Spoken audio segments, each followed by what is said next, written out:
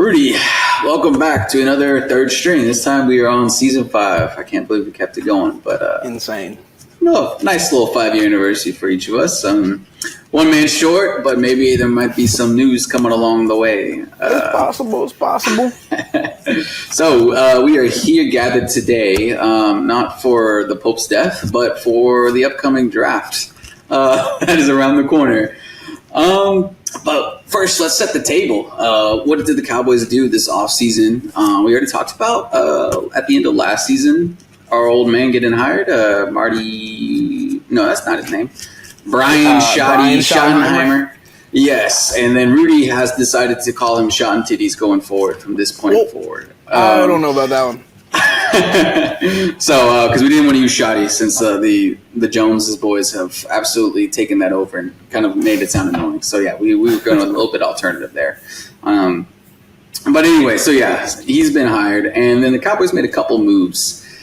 So, Rudy, actually, I want to get your temperature on the moves, first of all, without really diving into it at all. I just want to hear your overall thoughts, because the narrative coming out has been,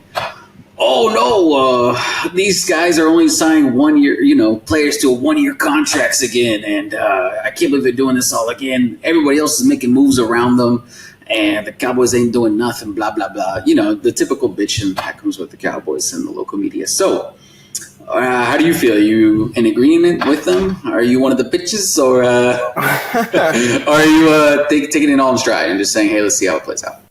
Yeah, there's a mixture of it, to be honest, because every signing is pretty on brand with the kind of signings we do right before training camp. We just did them a few months earlier. It didn't feel like I know what you're saying, where people are complaining because they want the home run, free agent. We're not going to do that. I don't have unrealistic expectations to where, I'm upset every single year, every single signing, because we didn't bring in Derrick Henry as of last year or whoever this year.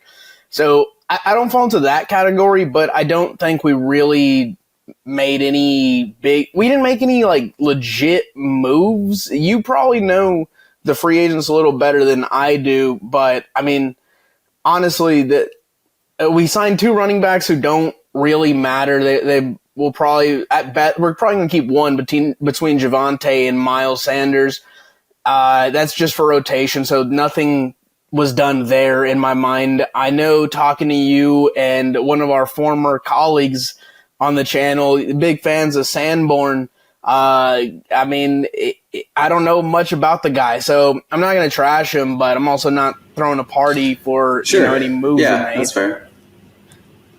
So you did mention running backs, and you're right. You're absolutely right that they didn't make huge splashes, but I think they did enough to fill out the roster and get some depth where there was a lot of depth concern with the guys. But yeah, maybe I was a little harsh to open it up, but there is nothing to really get excited about. Yeah, I think that was the goal of the Joneses in free agency, was fill out the roster. Yeah. I don't think that they were going out of their way trying to, hit I keep using that home run analogy, but they were just signings, man. They were truly just to fill out the roster.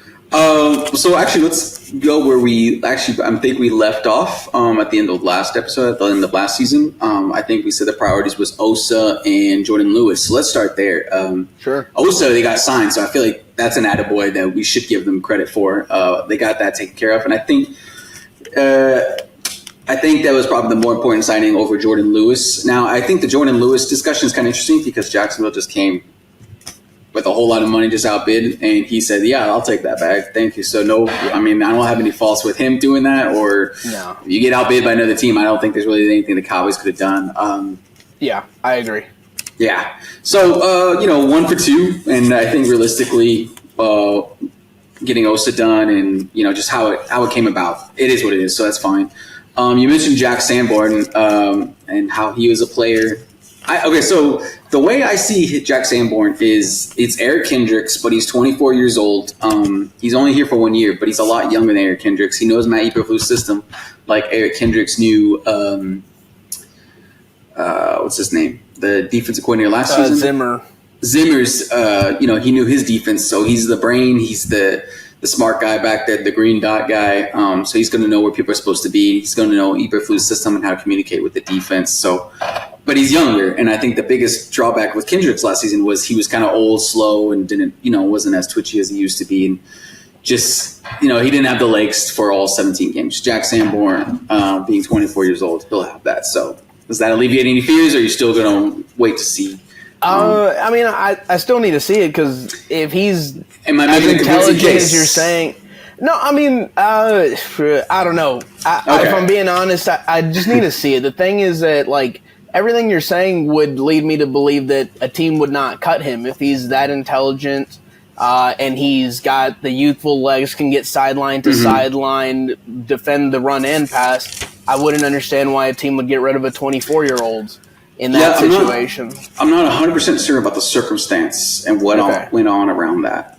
So I don't know about that, but I still think that is a good point. But I think maybe the Bears just weren't paying attention and let him go. I know that sounds ridiculous, but something along those lines. There are always players that fall between the cracks when there's a regime change in coaching staffs, because you didn't draft those players, you don't have that rapport, or you're just more interested in new players you get in the draft and free agency. So that's all possible for sure.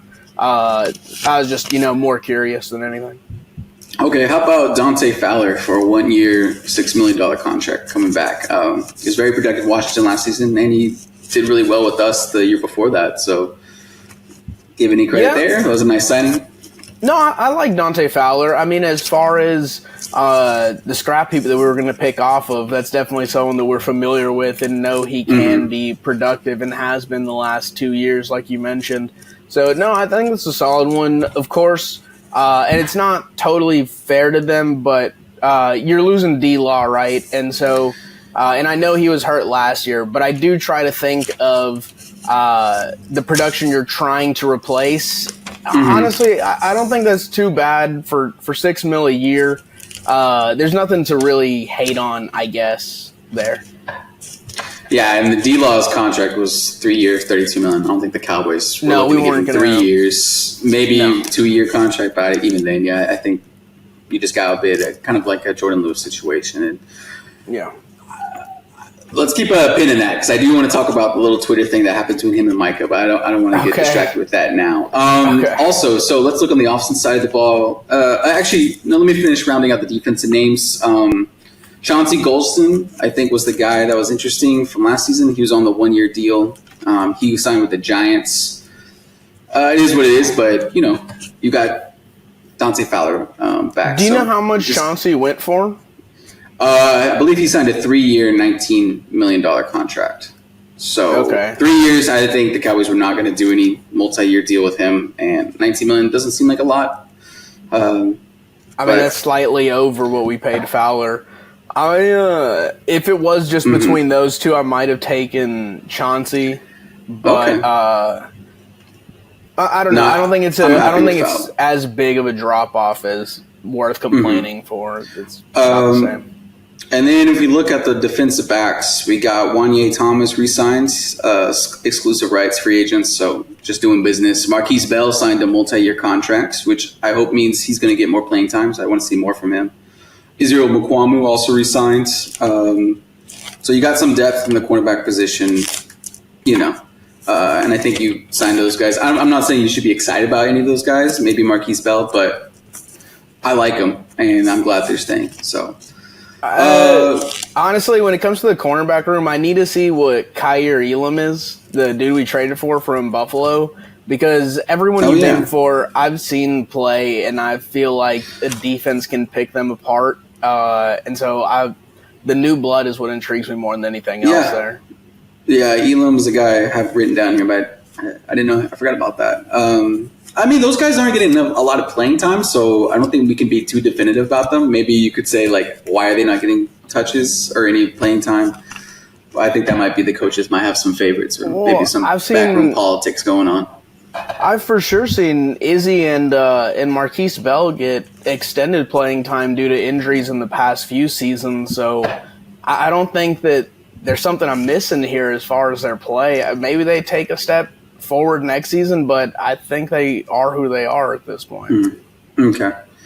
Looking at the offensive side of the ball. Cooper Rush leaves, Trey Lance leaves. Rico Dowdle gone. Now, this is interesting because, all right, so I understand why people are upset by this because, yes, Miles Sanders, Javonte Williams coming in for Rico Dowdle.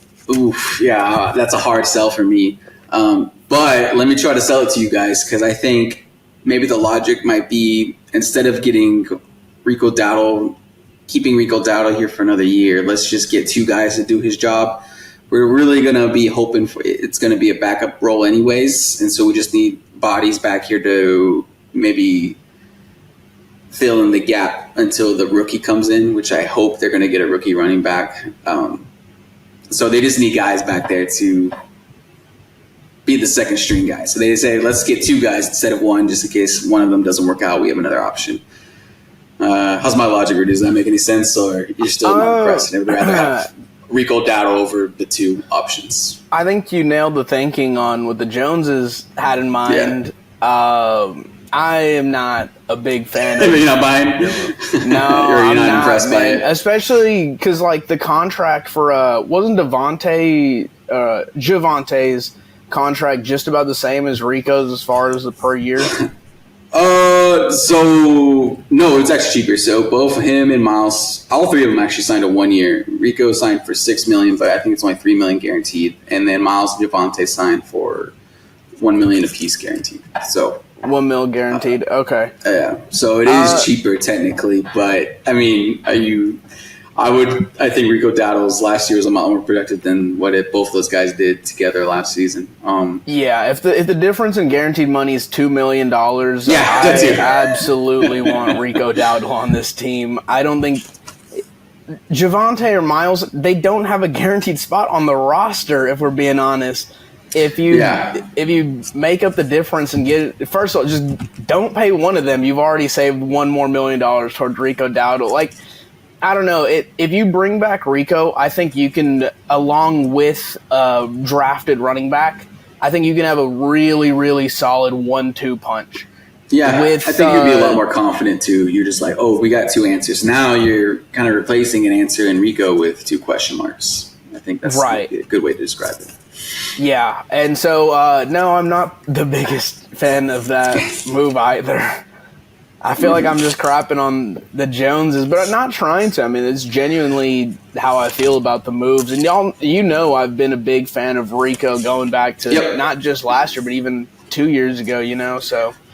Yeah, let me also say this. I would rather him be here than have those two guys, but I do see the thinking. And if I was being extra cynical on Rico Dowdle, it would be like, look, he had one good season here, but he's been injured basically every other season he's been here. So we're just betting that was the anomaly. So I get it, but I don't agree with it.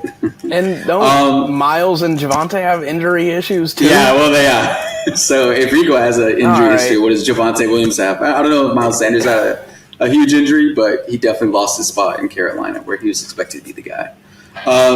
Okay, moving on. Devontae Turpin resigns. I think that was good. I think that was a name we pointed out also last season. We wanted to keep him around. Yeah, I'm not sure if it's really exciting. Sure. You don't seem too excited, but Brandon Cooks leaving, Zach Martin leaving, Chima Edoga leaving. Addition by subtraction on those names? Yeah. I mean, like, we didn't Cooks get too and much Martin production out of. Yeah, Cooks. I mean, he had that good first year with us, but this last year, he was barely featured. If we're being honest, I'm more comfortable having Turpin and hopefully a rookie receiver to join that core going forward than the opposite, than sticking with Cooks and hoping all ends out well. And they re-signed Brock Hoffman. So I think that was another name that we pointed out. So good on that. And I think probably if Dante Fowler, Jack Sanborn were enough to get you excited, Rudy, or Kavonte Turpin re-signing, or Osa Digizua re-signing, if you're saying, I'm looking at all those names and I'm just still not impressed. I mean, hell, I throw you Marquise Bell. You're still not impressed. All right, but okay, Rudy. How about they replace Cooper Rush and Trey Lance with Joe Milton? And by doing that, they got a somewhat youngish quarterback in here for 3 years, and they took care of the quarterback position going into the draft. So we're not going to be wasting a pick or having any of those quarterback conversations going into this draft. I do like that move. I Okay. do. I think all it really cost you too was moving back from like the 5th to the 7th. Sixth round pick. 6th round pick to a 7. Yeah. Mm-hmm. Yeah, I mean that's free essentially, and yeah, you're taking care of the backup QB position. So like you mentioned, you're not wasting your. I was about to say 4th. You don't have a 4th, but your 5th on them, or God forbid a 3rd. You know, so I definitely like that move as far as your draft capital sake. He doesn't cost anything, and I do like that he's young and has, to me, more potential than what Trey Lance ever had. I mean, he's actually Absolutely. started an NFL game and won. And so, no, I'm a fan of the move. I do think that was true to business by them Jones boys. Yeah. So just to recap, backup quarterback position taken care of. Running back definitely needs to be addressed in the draft. Wide receiver. Probably needs to be addressed in the draft. You have CD Lamb, Mingo. Well, CD Lamb, and Mingo, then the next 3 are competing probably for the 3rd spot, which is Turpin, Tolbert, and Mingo are all competing for the third position. So you definitely need a number 2 wide receiver. Tight end, I think you don't have it answered, but you definitely have guys there. So I don't think that will be something they address in the draft. Yeah. O-line, I kind of think it's short up. You got 2 bona fide starters. I'm throwing BB in there with Tyler Smith as, guys. And then the rest is kind of depth guys. Tyler Bass, Hoffman, Terrence Steele. And then you're hoping Tyler Guyton comes through. So I kind of think.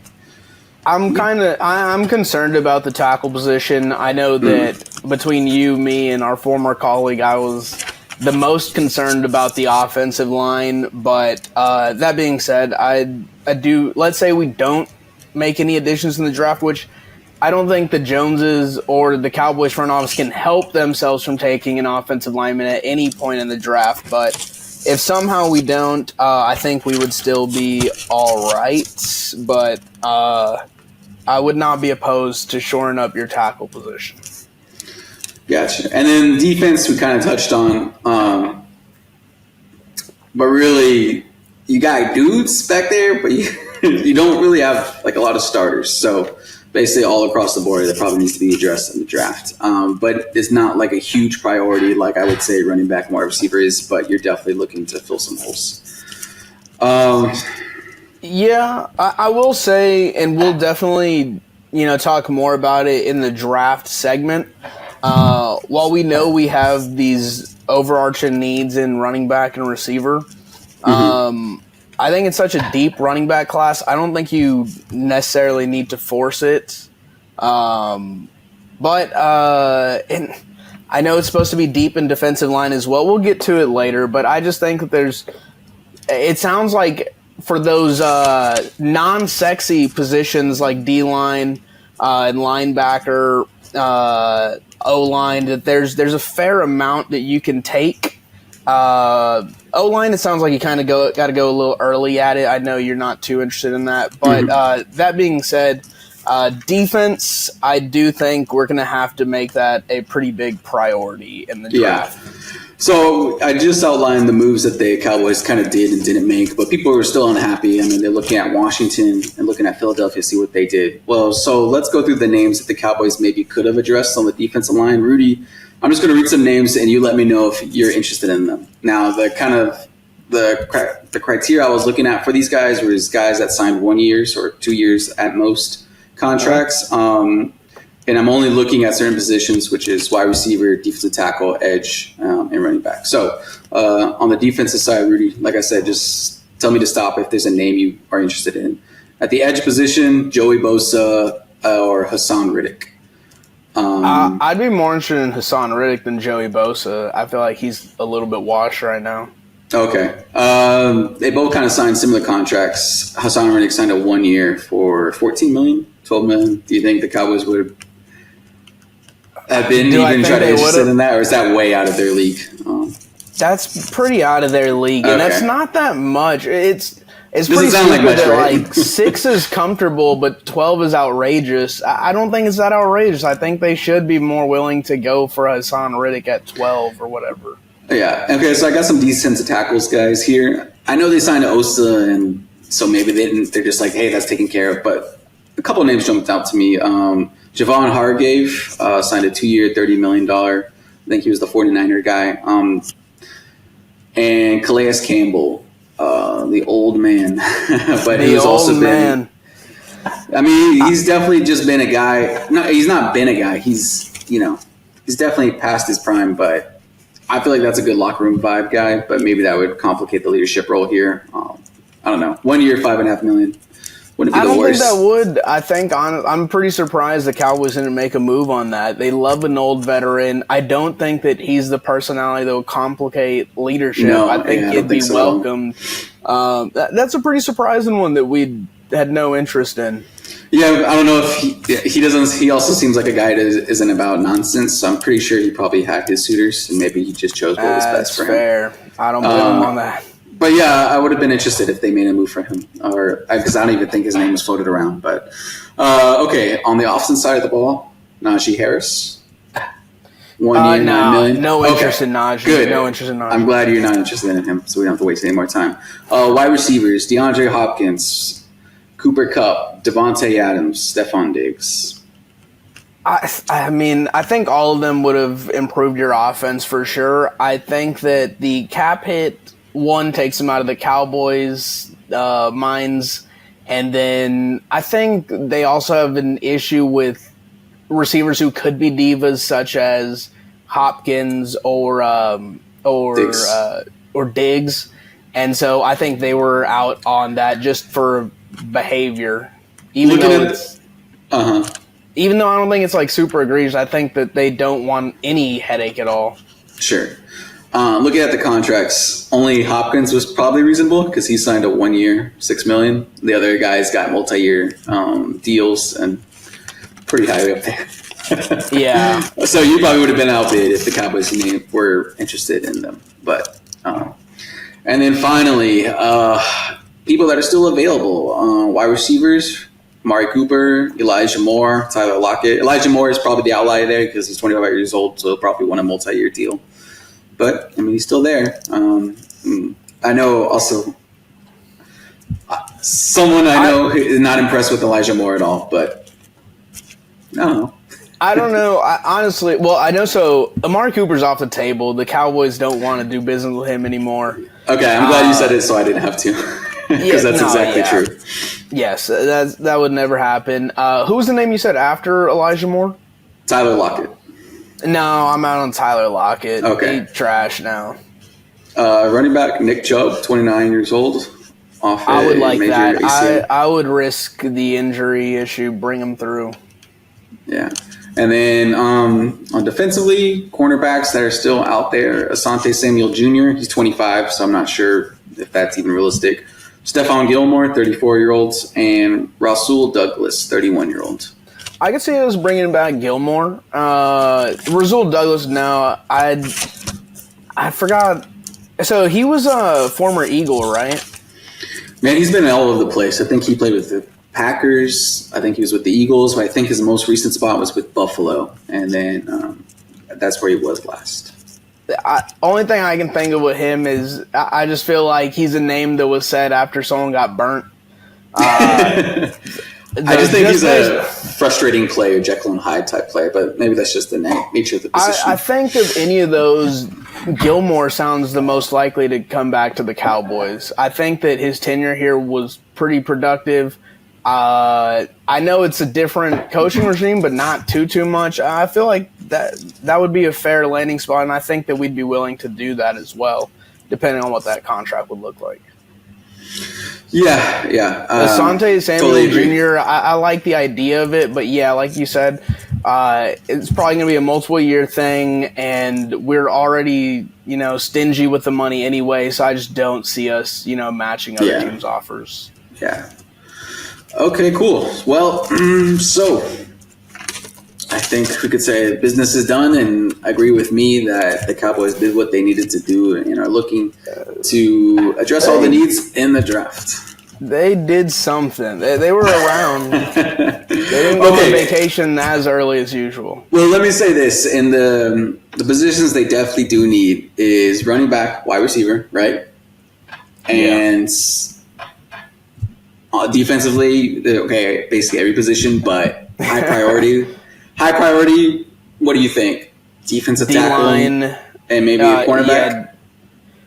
Yeah. You can't bank on the health of our corners for sure, but I think that if you truly go by the best player available model, you have to disregard whatever position it is defensively because you don't have stars or like high quality players at every position. You're not stacked anywhere, if we're being honest. So I don't care if we have Overshone coming back from injury and Sanborn's God's gift to Earth. We need more linebackers. Like, we need every position. So no, I'm not ruling anything out. I don't think that's wise of the Cowboys to do so.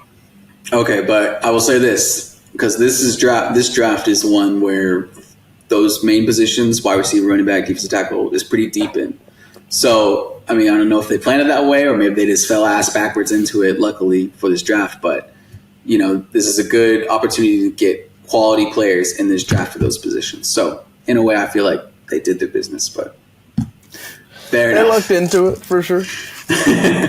I mean, honestly, it's pretty genius where if you have so many holes and every player available is the best player available, that's pretty genius, actually. You can't make a bad pick. All right, well, in the next segment, let's go ahead and look at those players and see what they can do. Mr. Guerra. Cowboys are picking at checks notes. Number 12 in this upcoming draft. Is there a name you like or a move you like the Cowboys to make? Anybody jumping out at you? Because there's definitely been some talk about certain names in certain positions.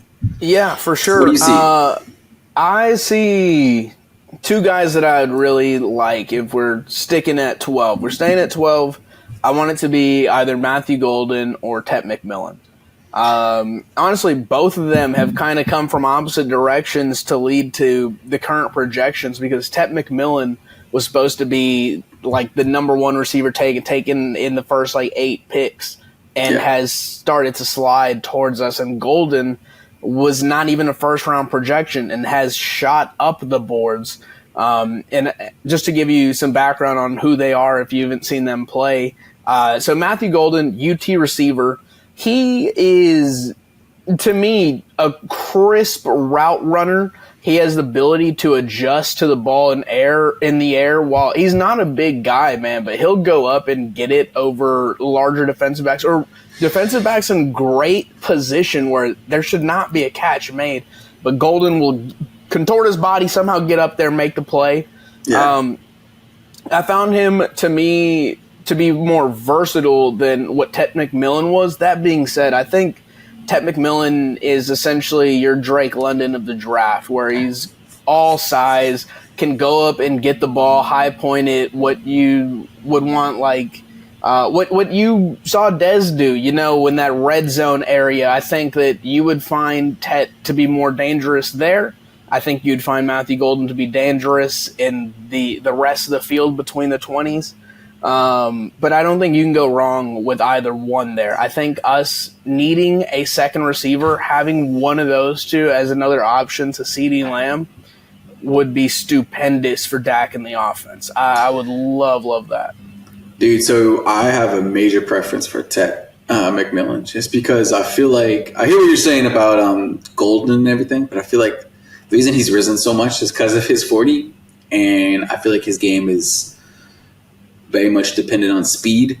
And me personally, I don't really like the speedy guys. I like the guys that can just go grab the ball no matter what. And that seems like Tet McMillan. He's just big, knows how to use his body, and can just go grab the ball and out jump the guy and just knows how to catch the ball. So I feel like Tet McMillan is a no-brainer, and definitely for me would be the preference over. If they're both there, I think Tet McMillan should be taken. And yeah, you're right. Golden has come up kind of recently. But to me, I feel like Golden, Burden, and Ibuka, Burden from Missouri and Ibuka from Ohio State, I think if you take Golden, then you're always going to be comparing him to those three. If you take Tet, he's going to be so much better than all those other guys. You're just never going to be thinking, what if, what could have been. I think Golden falls in that other category. So that's why I disagree with you. Don't overthink it. Just take Tet. So, if the reason for the rise is solely 40-yard times, I don't listen to that nonsense anyways because I don't care about the combine. Okay. I don't care about your arm length. Like, did you block the guy in front of you? Okay, then I don't care that your arm is half an inch short. That is the dumbest shit ever. I honestly hate that part of the combine and the draft process. There are probably people in the top 10 percentile of all those physical lengths you want or whatever that are absolute trash at playing the game. So I don't listen to any of that. Okay. It's solely based on what I saw with him on the field. And it kind of reminded me, his tape is, okay, so I don't think they're perfect comparisons, but 2 years ago we were scouting receivers and Drake London was the can't miss number one receiver in the class. My preference was Garrett Wilson. I think I like route runners more than I do just straight size. And I get the preference on taking the big receiver because you can't teach that. But that being said, I think getting in and out of routes and creating separation is more valuable. But hey, look, like I said, this is 1A and 1B because Tet McMillan, whether there's space or not there, I mean, he can get his arms up, catch the ball over any defender. So I don't say that's a crap on him. I just think that Matthew Golden is the more complete route runner. And I think that fits in any offense at any part of the field. So I'm a little bit more partial to that, I think. So you'd be happy if, let's say they're both there, available, and you'd be happy if they take Golden over Tet? I think I would. Well, no, I know I would. I would be happy with that. I also would feel, you were talking about comparisons. Those comparisons will go on for the next few years where you'll see Tet do something, and then, of course, you'll think back and, he could be on our team. But I think it's going to be the other way around as well. Whoever ends up with Tet, and if they especially had a chance at Golden, I think they would see, clips in the future and be like, shit, we could have paired them up with our QB. Yeah, because if they're both available, I'm saying, bro, take Tet every time. But, okay. I will say this, man, because you mentioned Ibuka, and Ibuka, I know when I came on the pod last time, I'd only watched Ibuka and Burden, I think, at that point. And I liked Burden more. I've recently seen a little bit more of Ibuka, and the thing is, man, I think if you were to end up with, let's say, Golden, Burden, Ibuka, Tet's a different style of receiver, but you could throw him in there if you want. There are 4 receivers, I think, that could make an instant impact on your offense. And I know our former coworker on here would say never trade down. Like, absolutely do not trade down. If you like the player, take them. I feel you on that. But if I were to move back 8 picks while 3 of them were still on the board and I was going to get one of them, and I know the impact they're going to bring, but then now I also have some ammunition to get myself another linebacker or defensive line in the 3rd round, I feel like you have to do that. Like, I don't think there's a big enough difference between any of them to say, yes, I'm getting a star, and if I were to pick the other ones, I would get trash. I don't think that's true.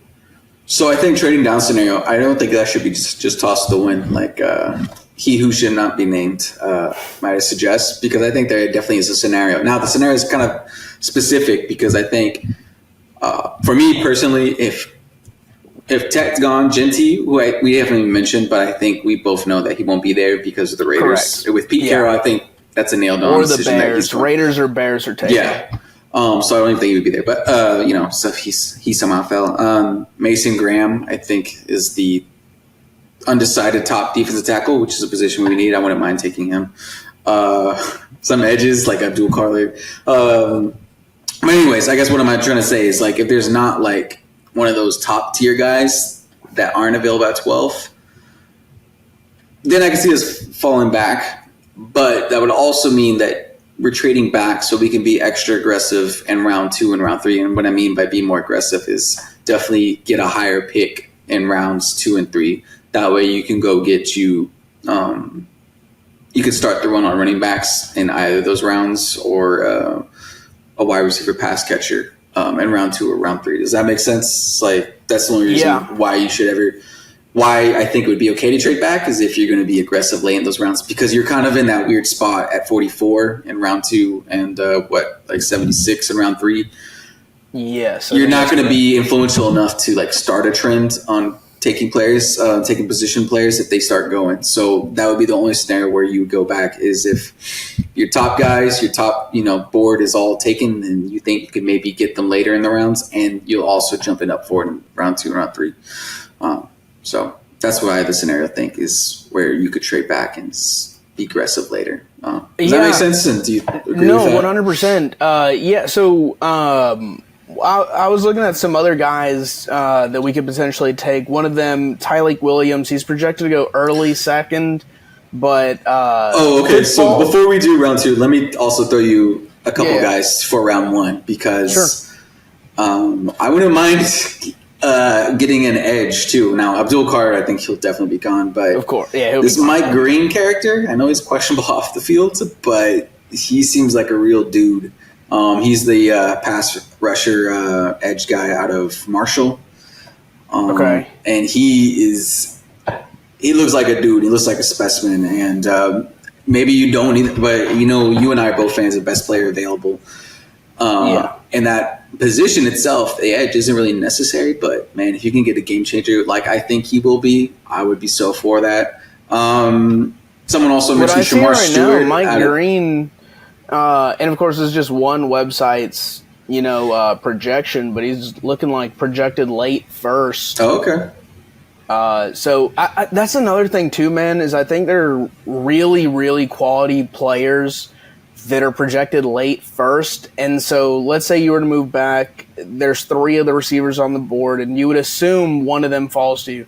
But if for some reason not, I do think you can still get your Mike Green, or I don't know, name whatever player you think is going to be. The other guy I was going to name was Shamar Stewart as the edge. I think that's another top tier talent. I've seen that. A little questions about him, like compared to Mike Green. I think Mike Green's better, but I haven't done a whole lot of due diligence on Shamar Stewart, and that guy is also pretty massive, and he's from the TAMU pipeline. He is from TAMU. It looks like this website has him as the 14th overall prospect, but so I wouldn't mind getting him. If it'll be interesting if Golden's there and he's there, or Mike Green is there. I'm kind of interested to see who I would be excited about to take, but. Yeah, I will say, I think that there are games where, I mean, you look at that New Orleans game last year, and you got run out the building, and so taking a high-end defensive tackle, I'm so comfortable with, even though I know our needs. It's running back and receiver, right? And to me, running back is a bigger need. Receiver, I want the stud, but I do think you can get a pretty solid running back. I think you get solid ones in the 4th round. So I think that's a good point, man. Mm-hmm. The running back position is even deeper, and I think you can get a guy late, maybe. Or I think wide receiver, it's like 2 rounds at most, and then after that, you're kind of maybe getting a little bit of a project. But you could probably get a start at round 1, early round 2. At 12, at 44, you're kind of hoping at that point. I feel like running back, you could wait till round 3. Even I think it might running be back. I think you could wait till round 4. Like I think there will be a run. So.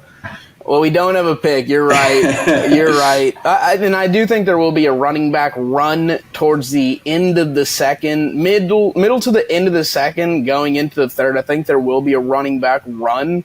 But that being said, one of the guys at the end of the run towards almost not being in that run. He's projected 4th to 5th round.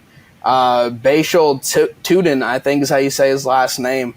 Dude, I was loving watching his stuff. He really looked like a mini Darren Sproles. And he is like way down on the list of running backs. Like there's 10, 15 guys in front of him. I don't think it's 15, but I think it's like 10 running backs.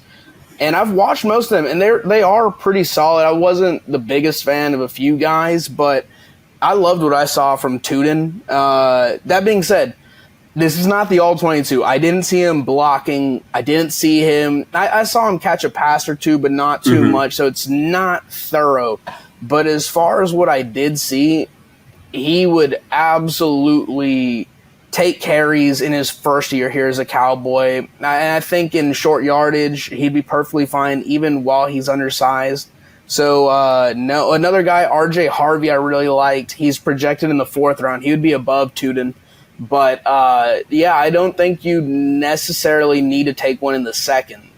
I love Trevion Henderson. He will be a 2nd-round pick. At worst, an insane last first-round pick. I don't know, maybe.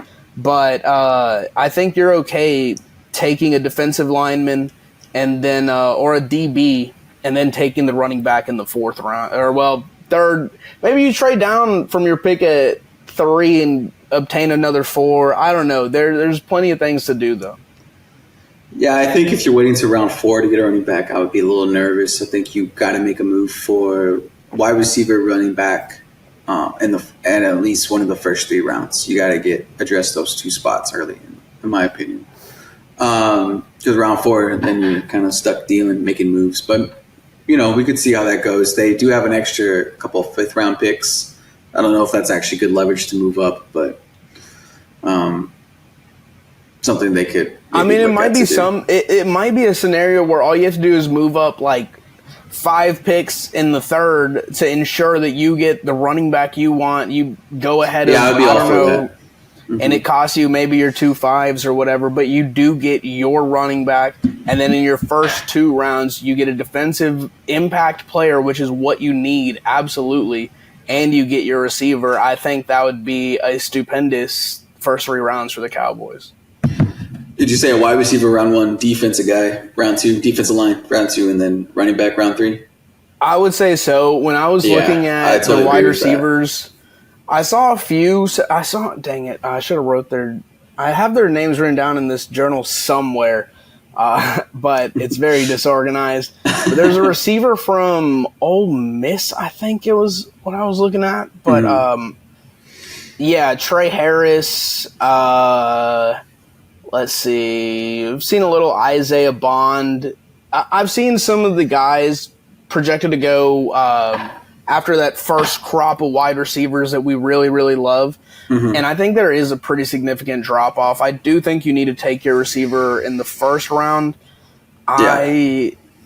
It probably is risky to move down 7 to 8 spots, but if there's 3 guys that you think are equal, I think you kind of have to move down. But that is a tough one. I'm not going to be like one of the guys I like on the radio, or he's not on the radio anymore. I guess he's on YouTube. Kavanaugh. He's Captain Trade Down, so he's the opposite of our former contemporary on this podcast who never wants to trade down. I think there's a middle ground. I think there are times you should, times you should not. But I do think that 1st round we have to spend it on a receiver. Yeah, definitely. So you're saying if either Golden or Tat are available in round 1, then you have to take one of those 2 guys? I think it... God. I just said that. No, I know. Well, but I think that if those 2 are available, but so is Ebuka and Burden, I think you can move down 8 spots and get one of those 4. So and you will improve and get another pick. You don't think Ebuka and Burden are round 2 picks? You think they'll be gone by the end of round 1? Because I've heard that they might be round 2 guys. So that's what I'm thinking. Maybe you can. That's what I'm saying. That Tat and Golden are up on there, that category maybe for you. If they fall to round 2, then that'd be cool. But I don't perceive them as 2nd round receivers. I guess that's where I'm delineating, my view of it. Yeah. Is that they're just not a 2nd round receiver to me. If they fall to it, that doesn't mean their talent has shrunk. That just whoever was drafting is a little stupid. I do think Golden and Tet are above them. I wouldn't be upset either way, man. Honest to God, I think if you picked up another third and you ended up with Burden or Ibuka versus you just getting Golden or Tet, I think it works out well because in the third round, they're pretty solid defensive players that I think will make an instant impact. I don't think Ibuka and Burden are that far off from potential star quality, which is what you're hoping for between Tet and Golden. I wouldn't be upset either way, man. As long as it's one of those two scenarios, trade down to then end up with Ibuka or Burden, or stay where you are and take Tet or Golden. But I don't think you can mess up either way. Yeah.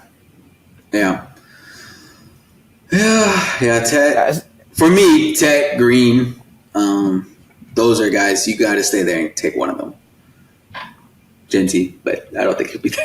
Yeah, I'm thinking Genty's going to be gone there. We talked a lot about wide receivers, a little bit about edges. Do you have any running back that you would like us to get, or are they kind of all kind of mixed together? Because a couple of names I'll just throw off the top of my head. Hampton from North Carolina, Caleb Johnson from Iowa, I think Martinez from Miami. I think he might be later down the rounds, though. He's not really a 2 or 3 round guy. But I see some people rate him. The Ohio State guys, Judkins, Henderson, any of those guys you would be very happy to come away with, or you have a preference over any of them? Or they're cool with any of them? So the two that I would love, and this is assuming the first-round receiver, and that's Amarian Hampton and Travion Henderson over Judkins. I think the thing, man, is Hampton. I loved his tape so much. To see him be mocked to us at 12, and to see him, I think it's a reach. I think that's something I do not want to do. By the way, too, is us reach for anybody that early. Yeah, and that would go with our former colleagues' logic, though. If you see him there, take him. Take your star. But I think it's a reach, and it does appear that his draft stock is rising so much so, though, that initially he was supposed to be a second-round pick for sure, and I thought we could have got him at 44. I think he now falls between the 20th pick and the 35th pick, let's say. So I think that will be a very tough get. And I loved what I saw from him. I loved it, but that's too tough of a get. I don't think he falls to you at 44. I loved Travion Henderson's tape a lot. I loved it so much. I do know he has injury issues, so that's tough. That makes it tough, man, because watching the running backs, though, I mean, I thought he separated himself from Judkins. He separated himself from Johnson. What's Johnson's first name? The Caleb dude Johnson. From Caleb Johnson. He absolutely separated himself from Caleb Johnson as well. Sampson from Tennessee, get him out of here. I actually hated his tape. I would rather have Bashal Tudin than Dylan Sampson, if I'm being honest. And I loved RJ Harvey's too. RJ Harvey's from UCF, right? Central Florida? Yep. Okay. Yeah. I really liked his tape, man. I think Omarion's impossible right now where the projections are, but he would be number one. If they trade back down, and get a late first rounder, and they get a Hampton, would you be happy with that? If we got Hampton in the first round? Yeah, and then say no. In round 2, we go get a wide receiver. I do think you still need to take the wide receiver in the first round because some of the other guys that I looked at the wide receiver position, like Bond or like Harris, they just or Besh from TCU. Yeah. None of them stood out. They were solid, man. They were solid, but nothing near Golden, we do not need Ibuka, a Tolbert, Mingo guy added to the mix. Exactly. We don't need that again. Exactly. So if we go down, it's with the understanding that there are 3 receivers that, in the eyes of the Cowboys, not me or you or whoever, it's the eyes of the Cowboys, that they think they're about the same. And we know of the next 8 picks, 4 of them will be spent on defense. One guy's taking this person, and we know no one's going to trade up. Okay, well then, yeah, we're okay with that. But no, I think you do need a receiver in the first round. I think that you're not going to find anything comparable. I like Caleb Johnson just because you mentioned the injury history with Henderson. I kind of like Caleb Johnson more than him. And if you think he's not as quality of Henderson, I also think you could probably get another running back later in the draft, like maybe in 5th or 6th round. So you get 2 maybe guys that you're kind of not super hyped about, in Caleb Johnson, and then a lesser running back. Not lesser running back as in not as talented as Caleb Johnson, but you get 2 rookie running backs in the draft. Maybe you get Cam Scatterboo late in the rounds, or maybe even the Martinez guy from Miami. I mean, they're not going to be your number ones, but they'd be your number 2 alternates to, say, Caleb Johnson or something like that. So I would like to see that get 2 running backs, just draft one guy early and one guy later in the draft. All right, and then also let me just shout out this guy, safety position from Texas, Andrew Makuba. I watched this guy a lot, Rudy. I didn't really study his tape, but I just watched him a lot on Saturdays. And, man, this dude, he's small, he's undersized like us, so obviously he gets bonus points from me. And he just got the instincts for playing the ball and knowing where the ball is at all times. And he's pretty versatile because he could play safety and nickel. I think he played nickel at Clemson before he came to Texas.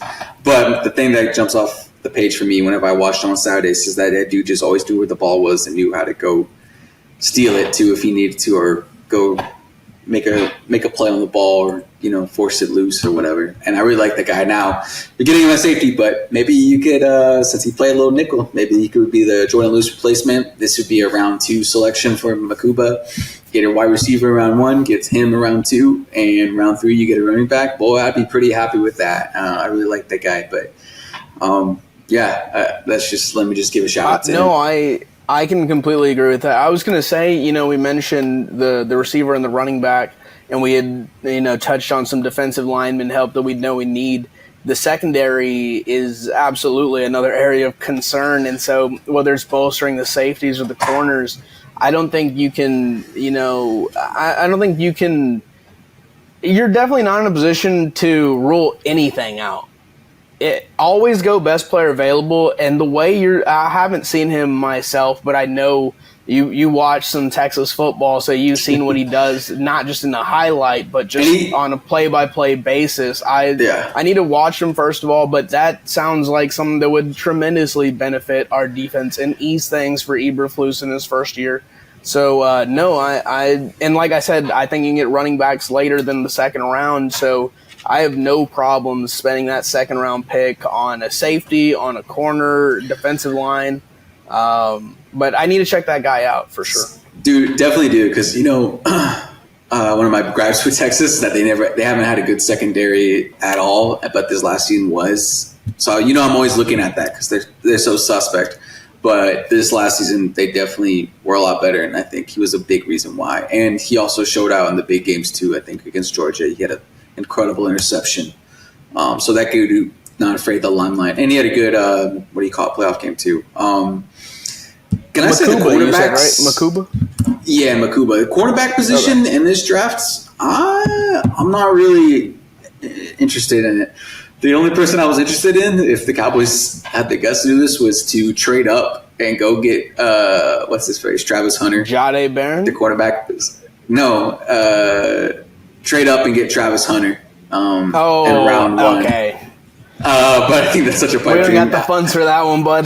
Dude, you mortgage next year's picks and go get give him 1-2. I don't know. Full of Saints, Ricky Williams draft, just trade the whole draft away. Maybe not to that degree, but man, yeah, if we could have gone to get Travis Hunter for picks. And not this draft, but next year's, boy, I'd be so for that. But no, he's different, man. Yeah. I don't think, you would have to maybe do a Ricky Williams situation. He's so unreal. I did watch two cornerbacks. I watched Siobhan Revell and Will Johnson.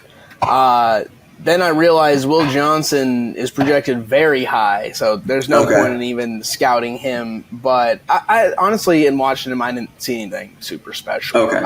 And the problem with going on YouTube and looking up a cornerback is they'll never show them getting burned. And so even if it was the most gorgeous tape I'd ever seen, I'm only seeing half the story. And this was the good half, and that was just to me. And then Siobhan Revell, he seemed like a Dan Quinn wet dream, just long, tall. Yeah. It was incredible because if he just had a little bit better coordination or just turned his head a little quicker, he would have had so many picks. But it's just that tall, lanky dude who's in the way. And so in college it was great, but he didn't really make the play. He was just big in there. But he could also tackle a little bit, so I did not mind seeing that as well. I do like a DB who can tackle.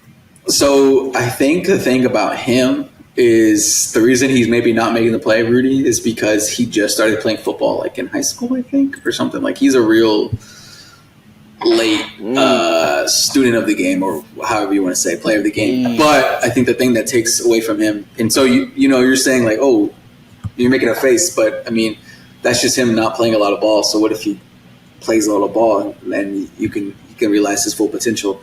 But I think he also has a lot of injury history. And one thing that is a rule for me is I'm not interested in anybody with injury history at all for the Cowboys. So that's also going back to the Henderson, my take on Henderson. Same applies to this Siobhan Revell guy. I think that's fair. That's one thing that you also are limited on seeing. If you're just looking up a name and seeing some plays they made, you can see those plays, but you don't see the fuck-ups and you don't see how many injuries they've had, how unreliable they can be. So that is definitely a tougher part of trying to project going forward.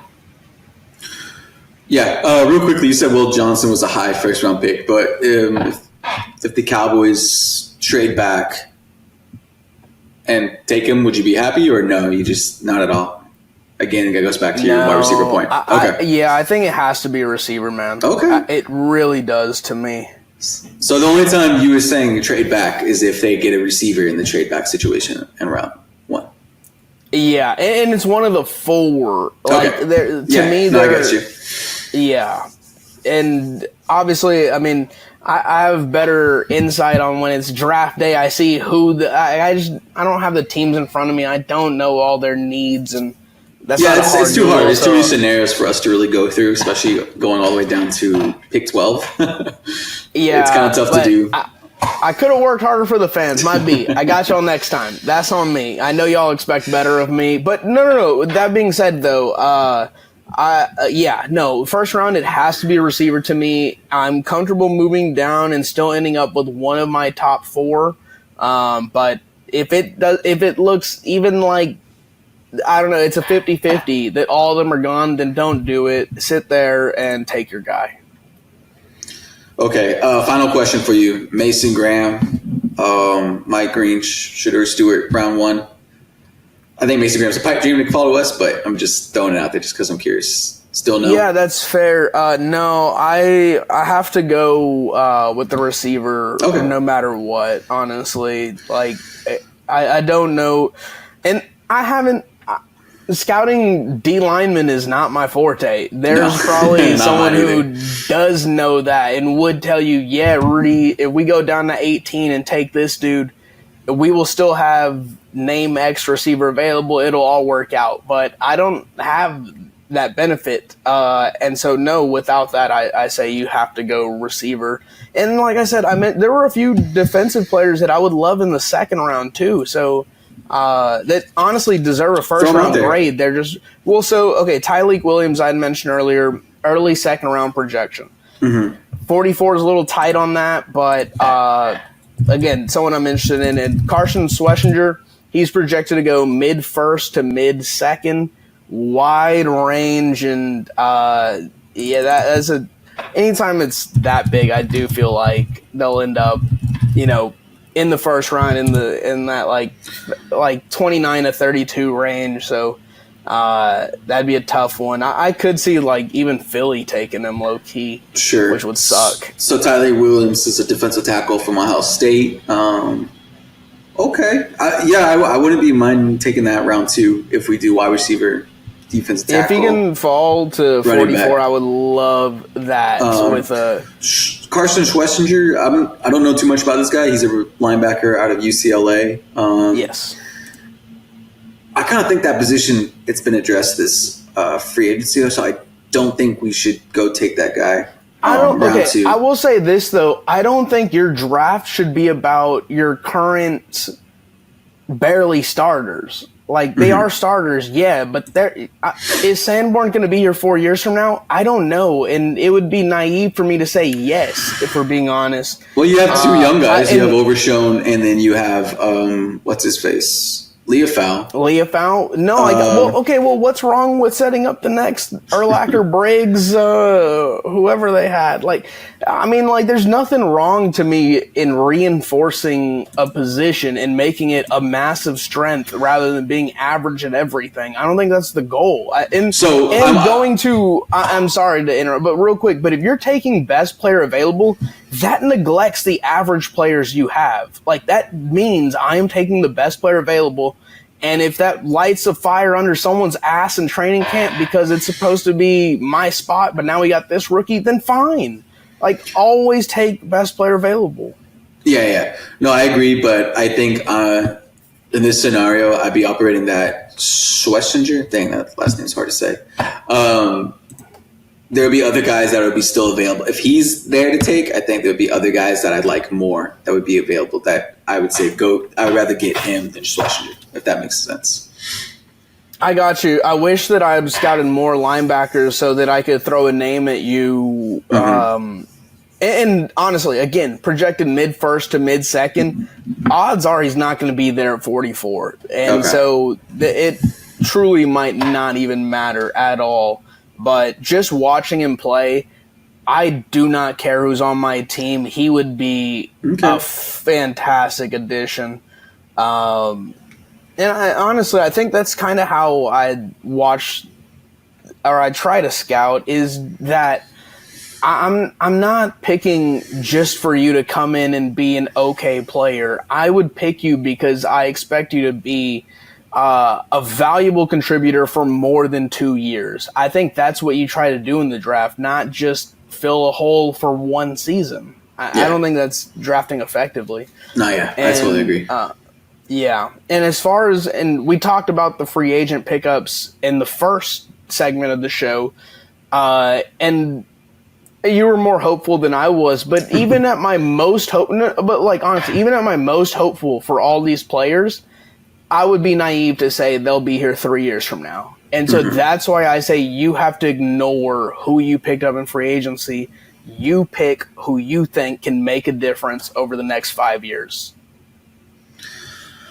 Okay, so, let's go get a wide receiver round 1. Somebody round 2, running back at least, or round 2, round 3. And, there's plenty, man. Like, you can get Devin Neal in the 3rd round, too, from Kansas. He's a pretty solid option as well. Yeah, that guy is big. I like him, too. And look, I watched him. I didn't think he did anything spectacular, but he did nothing wrong either. I know he might have some injury concern potentially, but okay, never mind. Okay. And honestly, I don't know RJ Harvey's injury history, but he looked pretty fucking good too. So I don't know. We'll see. But to me, it's real deep in running backs. So absolutely. I'm so comfortable with defensive line or linebacker corner in the 2nd round, maybe even the 3rd round, depending on how that running back situation is going. Yeah. Okay, so real quickly, my wish list: Tech, round 1. Makuba, safety out of Texas, round 2. Round 3, I don't know, Caleb Johnson. He might be gone, so maybe a better name would be, I don't know, Neil. Okay. A running back. Let me just say a running back, round 3. Okay. You? For round 3. For round 3, you said? Yeah. You wish list rounds 1, 2, and 3?